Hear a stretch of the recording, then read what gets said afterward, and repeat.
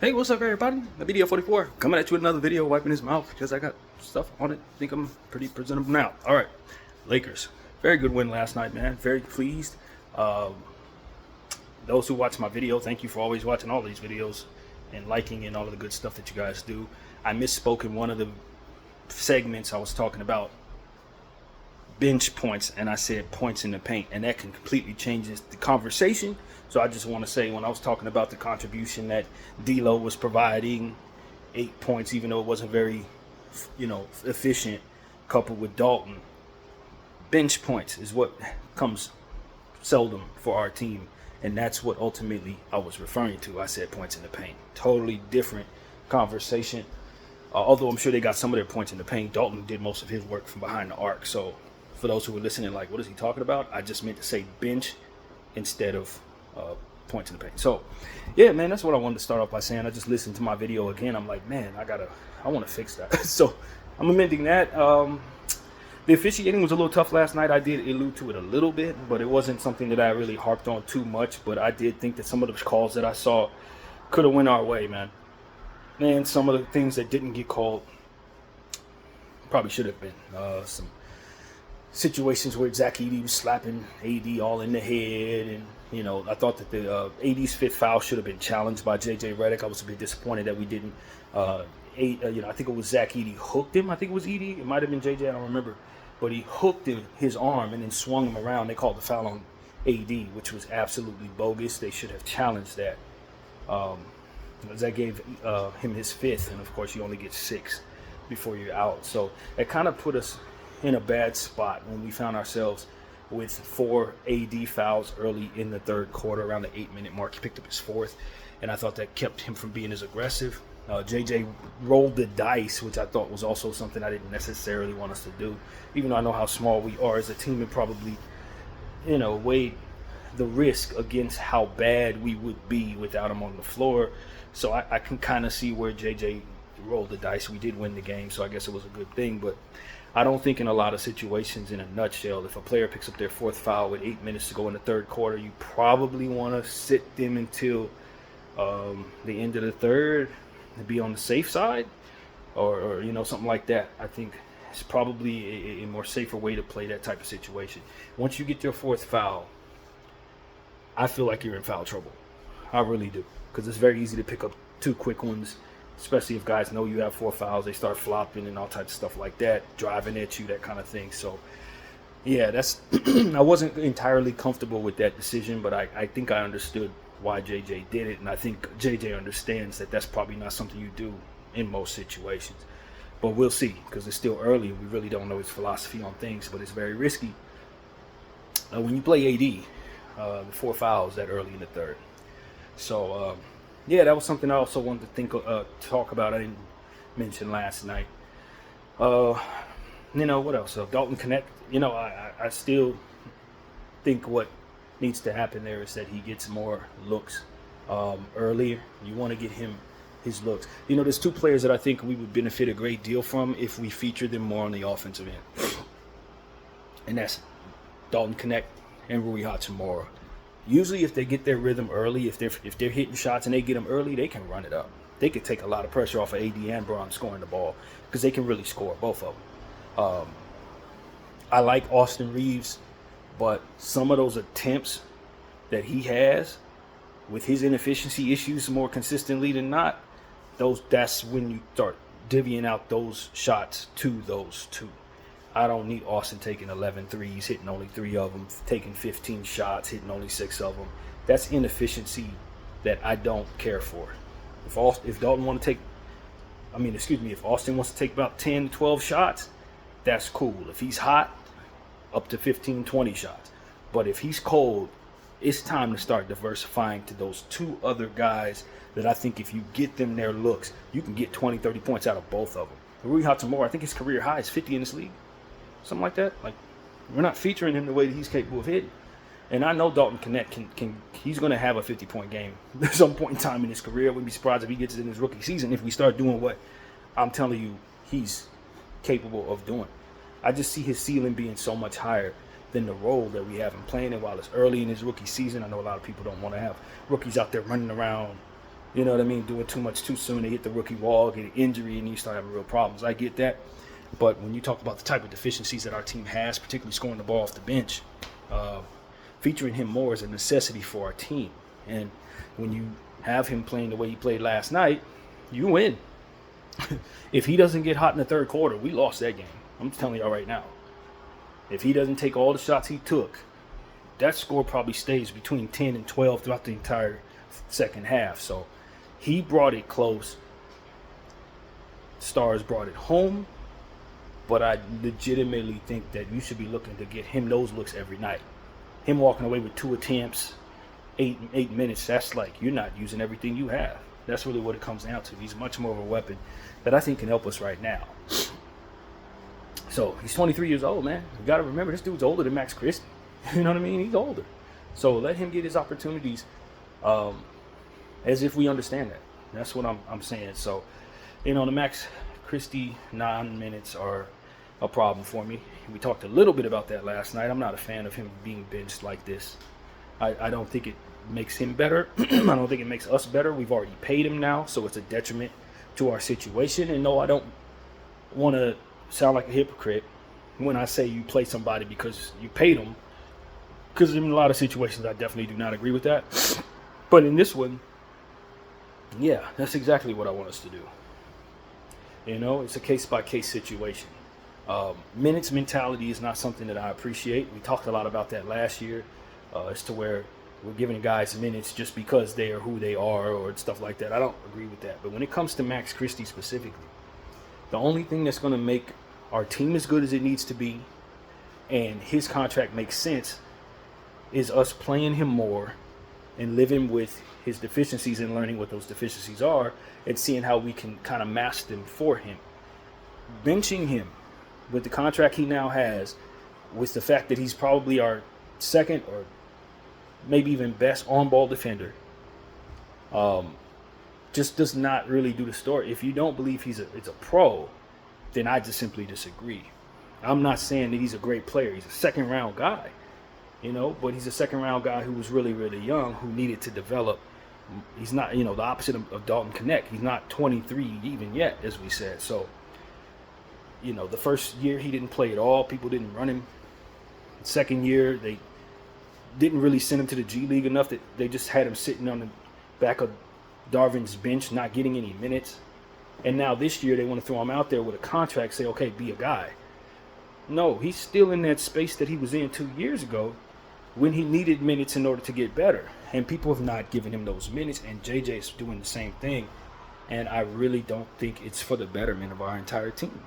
I just don't. This is a player that you must develop, and when you develop him, suddenly you have somebody who can defend really good players. That's what it comes down to. And with us having a deficiency issue in transition, your team is not as bad in transition if Max Christie's getting massive minutes. Not to say that you're best for having him out there in massive minutes, but that the point is that is one of his strengths, and it's one of our weaknesses. He's long, he's tall, he can guard twos, he can guard ones, some threes. We have these issues with our backcourt not being able to defend, so why in the hell are we benching one of our best defensive players and not developing him to what it is he needs to be? I just think that's not best for our team, this unit, or the organization as a whole. At least of all for the player himself. So I don't like it. I don't like what we're doing with Max. I don't know what he's showing in practice. I don't know what there's some stuff going on behind the scenes. Maybe they're not getting along, him and coach. I don't know what it is. But, we have a dead asset there in a sense that if you try to trade Max Christie, you're not getting none for him right now. But if you develop him properly this year, go through the motions with him this year, by the time the end of that contract comes around, you're going to want to re-sign him. That's the type of player Max Christie is going to be. I know of his deficiencies. I've talked about him probably more than most. I'm probably lower on Max than a lot of people, to be honest with you. But that doesn't mean I'm ready to trade him or bench him. And I think the only thing that's going to save you from the ineptitude of what you're seeing from him is him getting more minutes, not less. So I'm going to sing that song a lot this season until I see us starting to give Max Christie the minutes that we need to give him for him to get better. I'm not going to come off of that it's going to be repetitive. I'm going to talk about it probably most videos, because this is something that needs to really be dug into our organization, and we can't keep skipping out on opportunities to play this kid so that we can continue this problem with him not being very good. He's not very good because he hasn't been developed, not because he can't play ball. You see what I'm saying? And as long as I believe that, I'm going to sing this song.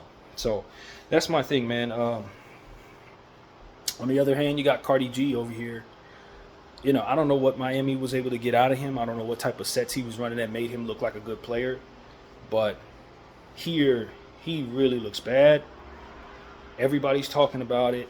And I really just want us to understand that with him, it's almost the opposite. He's also on a not-so-good contract, another dead asset, who you probably be best for featuring more so that you can have his trade value raised and somebody actually take him from you. Problem is, I don't know that, based on what I'm seeing from him, that there's much to believe in.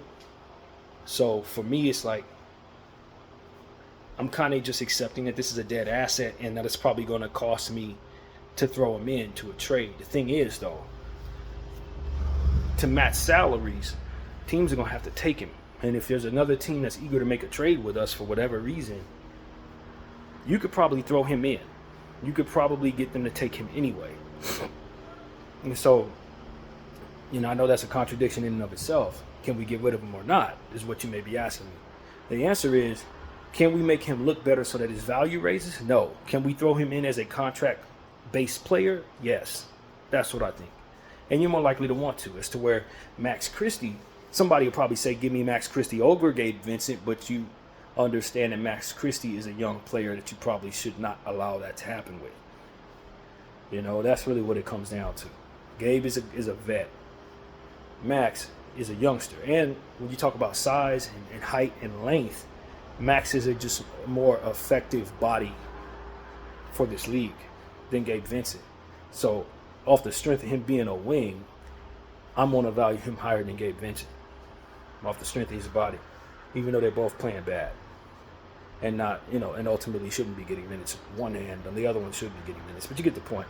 They're both not playing very well. They're both on not good contracts right now. So for me, that salary match is going to be Gabe Vincent. And for most GMs around this league who value vets and value names, they're probably going to look at Gabe Vincent and say, yeah, we could take Gabe Vincent. He's not playing well, but we'll buy low on him. Because that's just how this league is. You know, a team like Milwaukee probably thinks Gabe Vincent is still Gabe Vincent from Miami or something like that. They'll take him from us in a heartbeat. So that's the type of thing that I'm looking at. I just think that, if people know what they're doing, they'd probably leave Gabe Vincent on the Lakers. But I think there are a lot of people out there who don't when it comes to this type of conversation. They value vets, man, and even when they suck. So that is why I think Gabe Vincent still could be somebody that potentially we could get out of here. And definitely should. And I don't know, man. You know, in most situations, playing guys, featuring them, letting them get the minutes that Gabe is getting will raise their value. I think that's what the consensus normally is for those type of situations, if I'm using the right word there. But that's what you're normally going to see. Play him more, raise his value, get him traded for a little more. But Gabe is looking so bad with the minutes that he's getting, so consistently every night, till I'm worried that we're showcasing him to be somebody that should not be believed in anymore. Just like we're looking at him saying, no, we don't believe in him, so could anybody who's actually doing their homework on this team. They're looking at him. The more you play this dude, the less his name holds weight as Gabe Vincent, the guy who went to the finals with the Heat. Now he's Gabe Vincent, Cardi G, who can't accumulate any stats in 18 minutes of play every single damn night and misses all his shots every single damn night while everybody else is on fire. And the team has to overcome him, the Lakers do, in order to win basketball games. And they have the worst bench in the league, and it's mainly because he sucks. You know what I mean? So it's like that's the new MO for Gabe Vincent. And his name still holds weight with that Miami thing. So I want us to stop playing this dude, showcasing him to be this new Gabe Vincent any longer, because we're the Lakers and everybody's paying attention to the Lakers, bro. If he was doing this crap in Sacramento, nobody would even notice. But because he's a Laker, he gets nicknames. You know what I mean? It's just starting to get talked about on national television. We need to stop featuring this person. If you want to have a chance of getting rid of him, you have to find a way to box in his mystique of his name that used to be. Because as long as more you show him, the more that name dies, is essentially what I'm telling the GM and the coach. Stop playing this man, bro. And stop playing them big minutes, because the more he shows he can't do, the more people start to believe that's who he's going to be from here on out. And that's not something we want. So that's really what it comes down to, man. I don't think featuring him more is good for the roster at all. I don't think it's good for the unit at all. I don't think he's doing anything to make himself feel more confident at all. I don't think it hurts us to bench him permanently until we find a trade for him. You know what I mean? I'm happy he's healthy, but faking an injury might not be the worst idea as it pertains to just bench this dude, man. Seriously. And play these young guys. I've been listening to a lot of people say Quincy Olivari should be called up and given Gabe Vincent's minutes. Of course. Of course. Literally. Obviously. I think most teams would have done that. Most. I think we were one of the few teams that would do this. That would let a guy like Gabe Vincent have 18 minutes and let a guy like Quincy Olivari sit in the G League. I don't think there's probably 3 teams in this league that would do that besides the Lakers. I'm just being honest with you. I think we're the only team that's do that. Because the funny thing about Quincy is not only is he good on the court, but he's good off the court. People like interviewing this guy. So it's like the fact that you're the Los Angeles Lakers love star power and charisma and don't understand that Quincy Olivari is somebody that would help you in the areas that not even have anything to do with the court is just a mind blower to me. I mean, people would want Quincy Olivari on their team if he had no personality at all, but that he has a bright personality and all that other stuff that comes with it is just a mystery to me why the Lakers are still interested in sitting him in the G League and letting players who can't play like Gabe Vincent run around and do nothing and deteriorate any positivity that they've had on their name. It's absolutely and utterly unserious, man. And that's why I've been over the last 24 hours telling everybody the Lakers look silly to me, man. They look silly to people from the outside looking in. They look silly from people on the inside looking in. We don't look like we're very serious, man. We're not doing things that make a whole lot of sense at all. Our choices and players that we keep versus the people that we're letting go makes no sense. They don't even look good on paper in a lot of these cases. You know what I mean? Looking at how the Memphis Lakers look over there with all of our damn players, and you look at the ones that we've retained. It's like, man, are you kidding me? Who made these decisions is what people are probably asking. How did this even happen? You got Bronny James going to the G League, but not playing all the G League games. Like, how, are you going to develop the kid? You know what I'm saying? Or are you just going to give him a contract that he's going to look poor on so people can bash him in the media? I mean, again, we have a big, bright light on the Lakers at all times. Everybody's paying attention to us at all times, people. So, you know, it hurts when you do certain things a little differently than it would if you were doing them in Sacramento or something like that. You can't just do stupid stuff and expect it not to make national news, like literally. So that's the frustration, man. I know we're dealing with a lot of people. It looks to me that you just need more people helping in regards to delegating responsibilities. I really think that this is showing a bit of neglect. So, but the choices the Lakers are making, you're missing obvious stuff. To be honest with you, things that because you're paying attention to whatever you're paying attention to. Some of the stuff that you would be paying attention to if you had other eyes on it is seemingly getting neglected. And so that's kind of what I'm gathering. People aren't paying attention to what they should be. They don't have enough eyes on everything that needs to be paid attention to. So, yeah, man, I'm happy with the winning. We're on a 3-game winning streak. You know, guys are getting healthier for the most part, even though we're not quite where we need to be health-wise. Still got 2 major pieces in Christian Wood and Vanderbilt out indefinitely, which is something that's really frustrating. You know, and this is why I want us to be careful of bringing in any more pieces like that. Robert Williams, you need to be very careful not to bring us more stuff that's not going to be available. And not to continue on the path of making the same choices that allowed for us to have lesser talent on our team and even better talent on other teams that used to be with our team. The choices that we're making and the people that we're picking up, are we still in the same mind space? I think the answer is probably, man, because the same people made decisions to do these things are making decisions for what happens next. And I'm worried, I'm legitimately worried, Laker Nation, that we're going to continue to make the wrong decisions with the talent that we retain versus the talent we leave alone. It's just not I think the same brain is making the same mistakes, and it's probably going to yield us the same results. And that is why I'm on the verge of saying we need to start getting rid of some people at the top, to be honest. Because if we're going to keep on making Jalen Hood-Schifino over Cam Whitmore type decisions, Jackson Hayes over Jay Huff decisions, then our team is going to suffer for it, man. So that's what I would tell Jeanie Buss. Like, look, I like everybody that you got in place. You got some nice personalities. I'm sure they're all really cool people to work with. But if they're going to keep on making opposite decisions than what is best for the roster as pertains to who you choose, you're really going to wish you let them people go.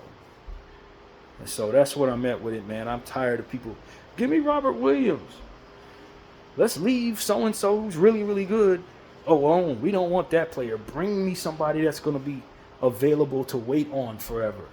You know, and the idea that they're supposed to help us in some magnificent way because they had a name back when they used to play for such and such team. This is the type of mistakes that we keep on making. I remember Jackson Hayes. He played for New Orleans. When he drafted high, bring me him. Let's let go of this nice three-point shooting center that blocks shots. I don't need him. Scottie Pippen's son, not really interested. Did he play well? Yeah. He played good on both sides of the floor? Yeah. What does he need to work on? His shot a little bit, but he has foot speed, and he's a nice on-ball defender. We're a bad defensive backcourt team with D'Lo and Austin stinking it up? Nah, I don't need that player. Let's get rid of him. Bring me washed-up Gabe Vincent. Like, you know what I'm saying? Like, who's making these basketball roster decisions? You know what I'm saying? Who's saying these things? Who's doing this? And you know, that's my problem. And look, one of the scouts that we have is the literal owner's son. Just like Jeanie, one of his sons is our scouts, and our scouting department is one of the best in the league. I want him to have more responsibility if he chooses he wants it. I think our team is better for allowing him to have a much more of a voice in this thing. Him and his team, they keep choosing the right people. The people we have in place to retain our talent, they keep pushing away the people that he's bringing to us. I think it's time to start talking to the Buss brothers, the good ones, and we know who to stay away from. But we need to start talking to our scouts about how to keep the talent that they believe in. Because the talent that they believe in is proving itself elsewhere. The scouts are great. So that's really what it comes down to. Jesse and those guys, they know talent. They know what is right for the roster. The problem is there people above their heads who are delegated to keep players around saying, nah, I don't want that guy. Give me the name. Give me the role-playing name. The guy that was drafted early who busted out. Give me the guy over there who's got a couple knee injuries. Give me that guy. He's a name. I know of him. Like, I don't need your identification person who's doing that. Who you know is not who's good. We need who Jesse knows to tell us who's good. Respectfully. That's what it is. Because I think that's what's going on there. I remember him. He was drafted high. I remember him. He played for the Heat. I remember him. He played for the Heat. Yeah, I don't know who this guy is. Where we get him from, a D4 school, whatever? Nah, I don't need him. Like, he can really play. Nah, that's not. It's like that person who's making those decisions, they're the problem. They're the problem. So that's really what I got to say, man. I just want my team to stop sucking, and I'm trying to get to the crux of what the problem is. The problem's in who's ever making those decisions, whoever they are. You, get out. Stop making decisions for this roster because you're picking the wrong stuff. So that's pretty much what I got to say, man. My attitude is simple. If we're not very good, I'm going to point out what it is. People don't like it. I don't know what to say, man. I think they'll like if they do what's supposed to be done, and we'll win. We'll win. Some of the stuff you like. It's why we suck. So if you happen to like something, I probably should stay away from it. That's kind of where this is going. So yeah, man, I'm frustrated. I understand that our team is lacking in the assets necessary to build a good trade package, and this is where the problem lies. People bringing in stuff that they've heard of that can't actually play ball or look good in a uniform, and then we end up not being able to get that trade package off. Fix that problem and you'll have more valuable stuff. If you had Jay Huff, if you had Scottie Pippen, if you had AC, all these different people that our scouts brought to us that can really ball. Quincy Olivari, use these people that can really go. And stop trusting people telling you, nah, they can't play. Because those are the kids who can play. If they say he can't play, he can play. They don't like Max Christie, keep Max Christie. They don't like Jalen Hood-Schifino, hold on to Jalen Hood-Schifino. Like, this is where we're getting to with that. So that's really what I'm here to say, man, because I am sick of this team going after players that can't play because they've heard of them. BDL 44, salute to Kobe Minute. I'm out.